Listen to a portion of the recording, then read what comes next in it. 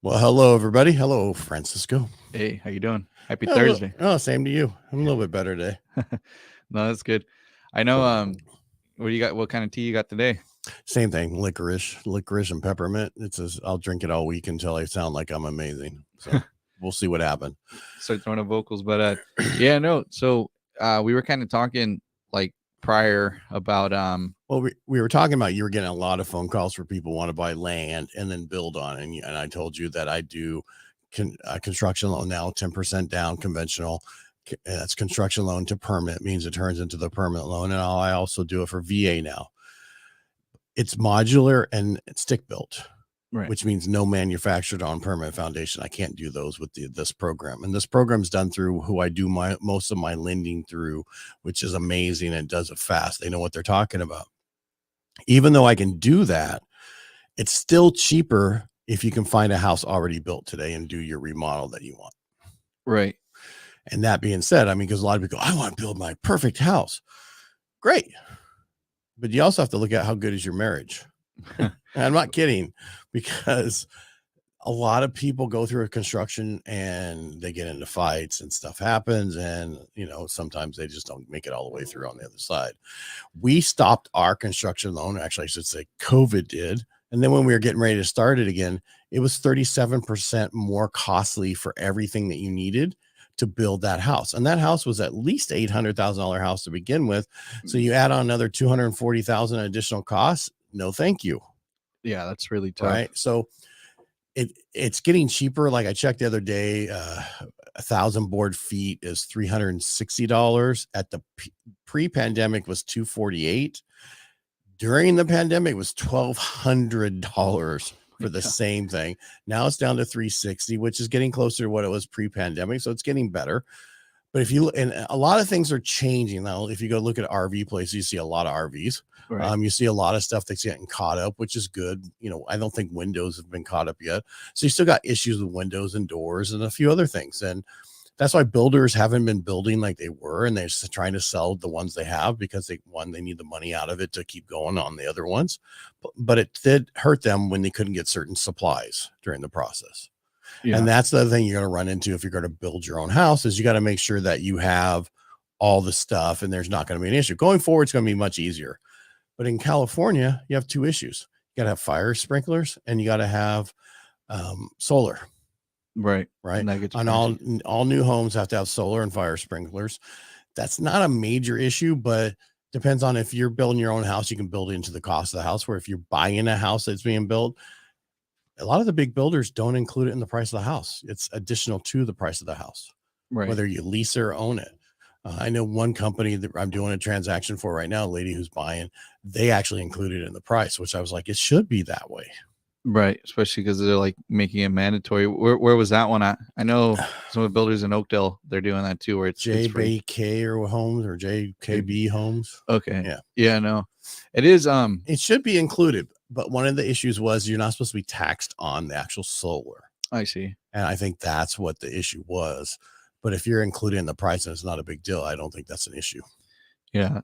No, and again, and piggybacking on the whole concept of it costing so much, because yes, I get a lot of those calls, and I always started off the same. I say, look, I don't want to sound like I'm discouraging you. I will help you 100%, whichever route you want to take. If that's the route you want to take, you don't buy land and everything. But I mean, it's funny you said that, right? Like about like how good is your marriage? Because I mean, even just me remodeling one side of my unit, I mean, it gets stressful. And I mean, there's a lot of moving pieces that people just see it as, oh, I buy the land and I just do it. And that's the thing too. I mean, you have to have a team, you really need to have a team set up to be able to do things in a timely manner. And even then, things don't go as planned. Like you're saying, you're waiting on one thing to do the rest. That's what held up. Like you were saying, a lot of the new homes, the windows were a big component that once those were back ordered, it halted everything else, Yeah. So that's where we see a lot of the drawback in that. And we see the changes in pricing and how aggressive this market will get, because those were the factors that were affecting everything. And like you said, we still haven't adjusted cost wise. We still haven't adjusted properly.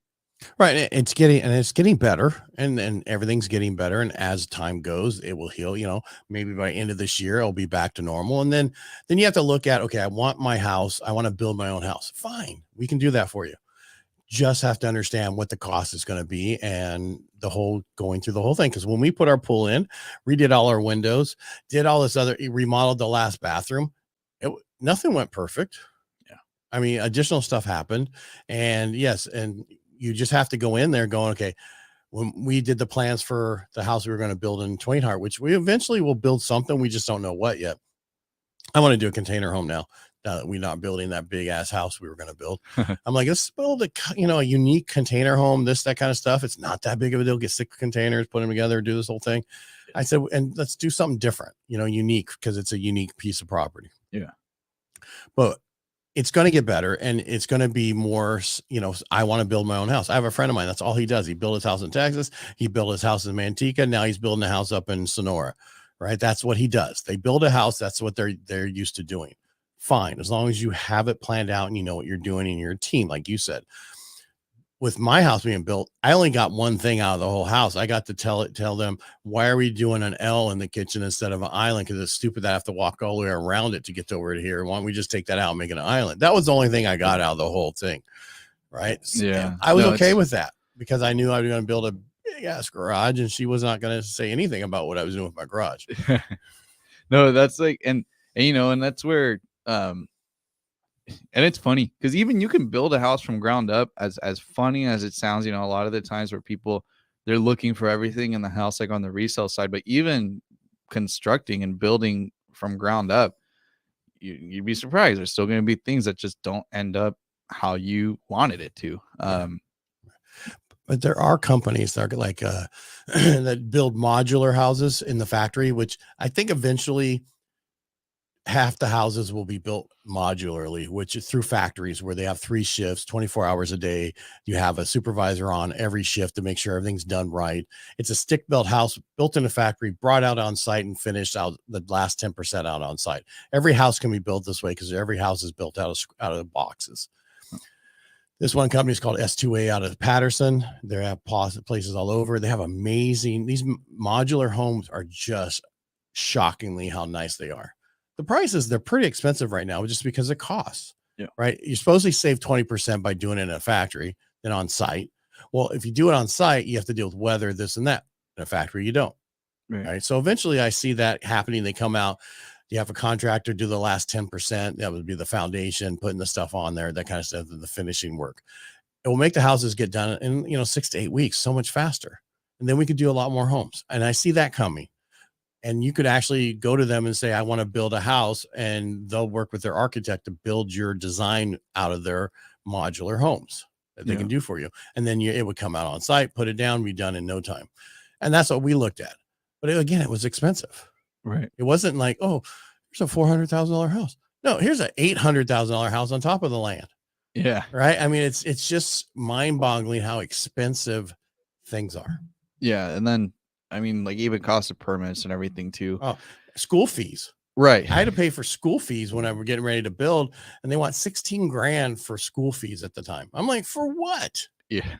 No, and those are, I'm not trying to bitch, but no, those are the things that just people don't understand or don't foresee. And that's why, like, I always tell everybody, because I mean, sometimes I'll even have, people who have never purchased before come to me and ask about that. And I always say, well, hey, let's start building your equity first, right? And then eventually get you to the point. I mean, you also need to understand, like, yes, I mean, like you're saying, we could go and finance and do it like a route of with only like 10% down. But even then, I mean, you start accruing all these fees and everything. Like, it's you got to have included in that price. And that's just, we can do VA 0 down. Go ahead. I'm sorry. No. So what I'm saying with that is just, you need to be prepared, right? Like that's the biggest thing, is there's just so many more moving pieces within it that's why, like, I always tell everybody, I mean, hey, before jumping the gun, like, try to see your options with, and a lot of the time some people just see the pricing, right? And they're like, oh, it's just, it seems more expensive, but sometimes it's actually cheaper to buy, even if it's a condo, or sometimes, have people looking at mobile homes in a park, right? Where once you consider that mobile home loan and the space rent, you're almost paying the same as like a regular stick Right. built home. Yeah, You know? I don't like it. Just depends. If you got cash, that's different. Yeah. If you're gonna pay cash and then have a rent space, you don't own it. They can still kick you out, right? And if you move out of a mobile home, right, that's in a park, you can't rent it out. You got to sell it. There's no state. You know, I'm gonna go visit someplace for a year. I'll be back. No. Yeah, no, they're not. They're tight. You know, their rules and restrictions are very tight.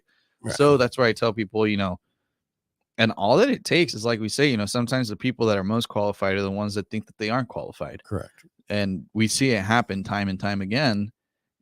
And all that you really need to do is just work a little bit of, you know, just gather some documents. I mean, for most people, it takes 2 days at most, 3 days, just to gather everything. And like, you know, I mean, W-2s for the last 2 years, pay stubs for the last 30 days, and 2 months of bank statements and a copy of their driver's license. It'll take them 2 days to get those 4 things. Yeah, you know, for most people, I mean, that's, and again, come on, your W-2s are probably in your email because you got an email to you from your company, and your pay stubs are emailed to you. You log on to your company account, download them, they're right there, and then your bank statements, you can go online.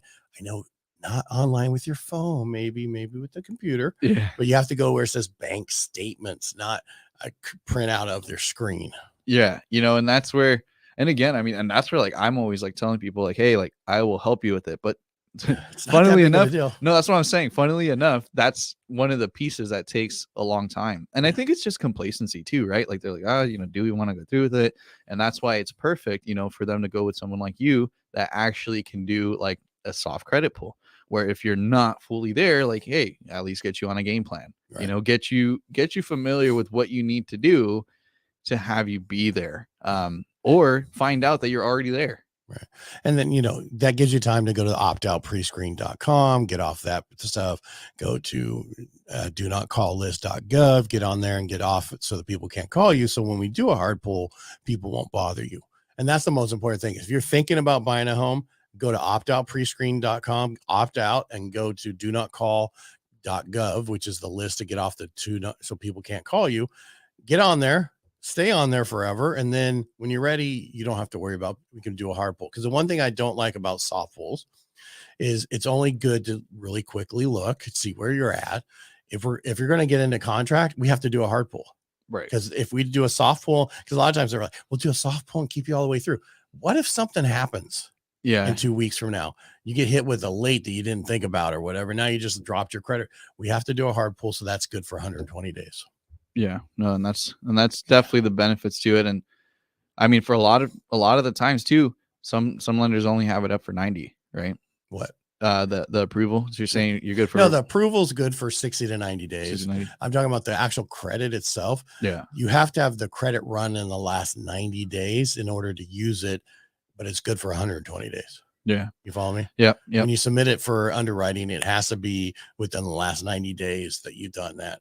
And then the other 120 for the rest of it. But so most of the time we run it twice. Yeah. One in the beginning and one in the end, but we can do a soft pull and then run it right before you're ready to go move forward. But you know, we'll work with you, whatever. Yeah. And it's just a means of having you understand, because again, like we've said before, say it again, you may be ready already, you know, it's just, and you're stuck paying rent, and it pulls a lot, and there's just no return on investment at all. You're paying someone else's mortgage, you know, pay your own mortgage. Invest in yourself. Yep. Stop investing in other people. and that's you know, and that's the biggest step that, like I said, I will forever, you know, be happy for that choice that I made, where I just started as soon as I could.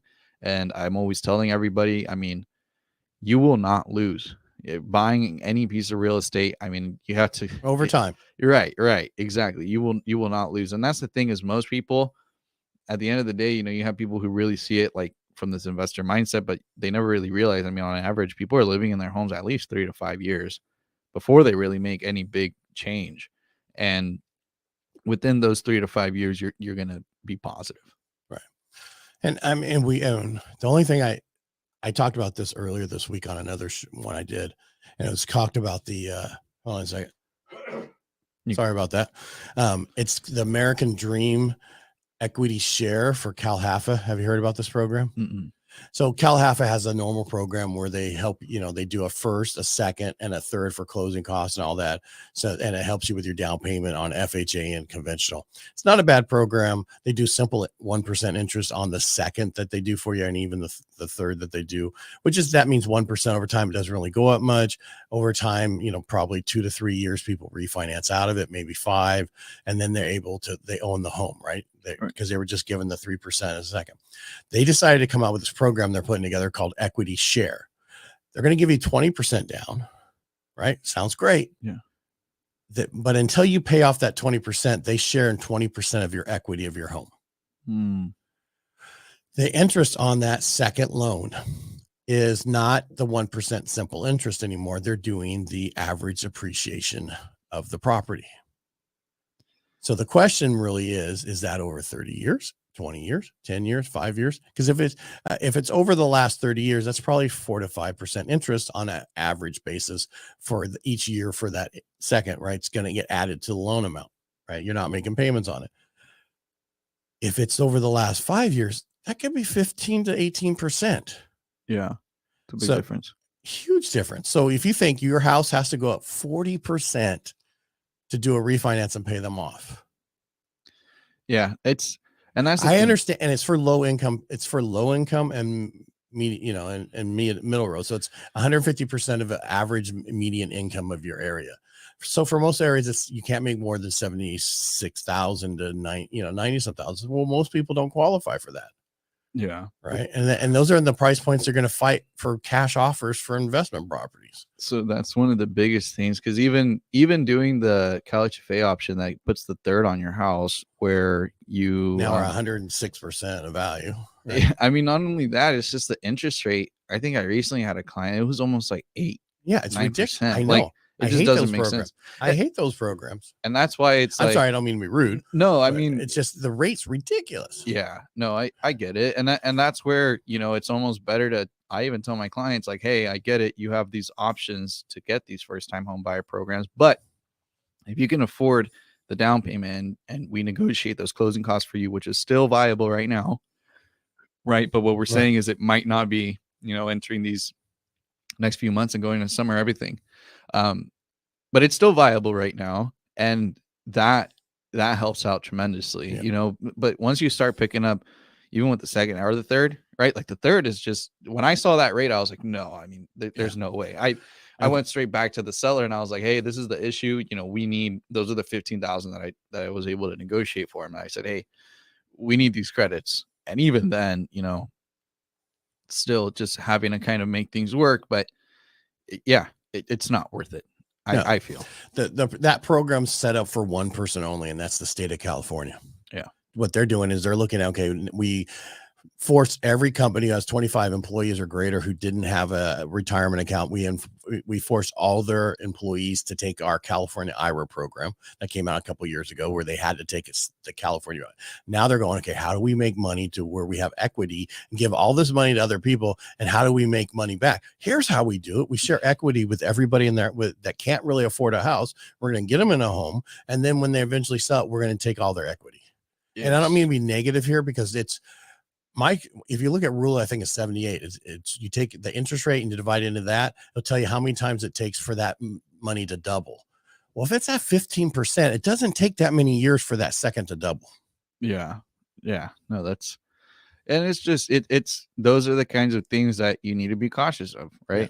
Like those are the ones where, wait a little bit, save some more, right? Or work it out with your family or somebody else to 100%. Go do something that somebody who can benefit with you, but not at the rate of 20%. Because I was telling you, you're saving $500 a month, but you're giving away so much of your hard-earned growth over the next so many years.